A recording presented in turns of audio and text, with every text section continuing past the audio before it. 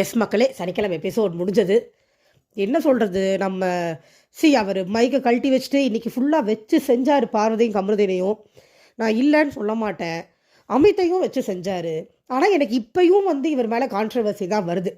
அவர் எப்படி அன்புக்காக கண்மூடித்தனமாக அடித்தாரோ, சபரியை கண்மூடித்தனமாக அடித்தாரோ, இன்றைக்கி அதே மாதிரி அமித்தை கண்மூடித்தனமாக அடித்த மாதிரி தான் எனக்கு இருந்தது.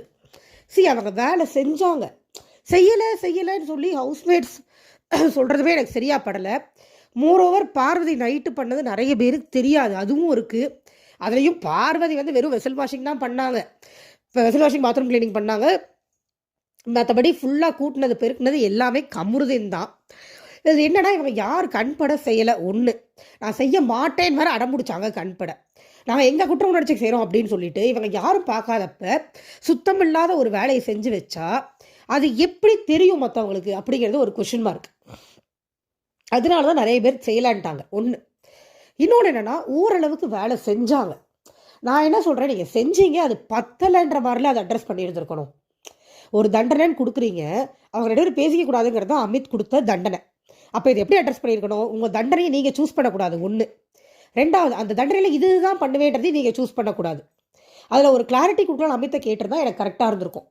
ஆனால் விஜேஎஸ் எப்படி கேட்டார்னா, மொத்தமே அவங்க ஒன்றுமே பண்ணலையே, நீங்கள் பண்ணேன்னு சொல்கிறீங்க, மற்றவங்களாம் பொய் சொல்கிறாங்களா அப்படிங்கிற மாதிரி. இது என்னமோ ஆமாம் அவங்களாம் பொய் சொல்கிறாங்க, பார்வதி கமருதீன் பண்ணாங்கன்னு மக்கள் பேசணும் அப்படிங்கிறதுக்காக பார்வதி கமருதீன் மேலே சிம்பத்தி கிரியேட் பண்ணுறதுக்காக பண்ண மாதிரி தான் இருந்தது. அதாவது வாரம் ஃபுல்லாக பார்வதி கமருதீன் பண்ண தப்பை மறைக்கிறதுக்கு அமித் ஒரு மாதிரி போராடினார்னா, வீக்கெண்டில் அதே விஷயத்தை விஜேஎஸ் பண்ணிட்டு போன மாதிரி தான் எனக்கு இருந்தது. ரொம்ப சிம்பிளாக முடிச்சிருக்கலாம். நீங்கள் வீட்டோட ரூல்ஸை ஃபாலோ பண்ணலை. ஸோ உங்களுக்கு எல்லோ கார்டு. இன்னும் ஒரு தடவை இந்த மாதிரி மைக்கை மூடினீங்கன்னா அடுத்த தடவை ரெட் கார்டு. இதுவே கொஞ்சம் சாஃப்ட் ஹேண்டில் இல்லையா, டேரெக்டாக ரெட் கார்டு, வெளியில் போங்க. அதுவும் இல்லையா, அடுத்த வாரம் நீங்கள் 2 பேரும் டைரக்ட் நாமினேஷன் முடிஞ்சு போச்சா? இல்லைனா உங்களுக்கு ஒரு வாரம் சேலரி கட்டு, ஏதோ ஒன்று ஒரு பனிஷ்மெண்ட் கொடுத்தா அடுத்த தடவை இதை செய்ய மாட்டாங்கன்ற மாதிரி பனிஷ்மெண்ட்டாக இருக்கணும். கமருதீன் சொல்லியிருக்காரு இந்த வீக்கில் எப்பயோ, நம்ம என்ன தப்பு பண்ணால் என்ன விஜய் சேதுபதி கேட்பாரு, தலையை கொடுத்துட்டு நின்றுட்டு அப்படியே விட்டோம்னா விட்டுருவார், அவ்வளோதான், அவர் போனதுக்கப்புறம் நம்ம பாட்டுக்கு மறுபடியும் தப்பு பண்ணிக்கலான்ற மாதிரி சொல்லியிருக்காரு. அங்கே அப்படி தான் நடக்குது. அவர் கேள்விக்கு கடை தலையை குடிச்சிட்டு நிற்கிறாங்க, அவர் பேசவும் விட்டு தொலைய மாட்டேங்கிறாரு. அவங்க சைடு கேட்டாவது ப்ராப்பராக கேட்டு ப்ராப்பராக அட்ரஸ் பண்ண மாட்டேங்கிறாரு, ப்ராப்பராக பார்த்துட்டும் வர மாட்டேங்கிறாரு.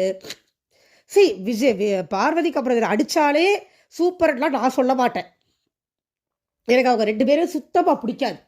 ஆனால் அடித்தா ப்ராப்பராக அடிங்க.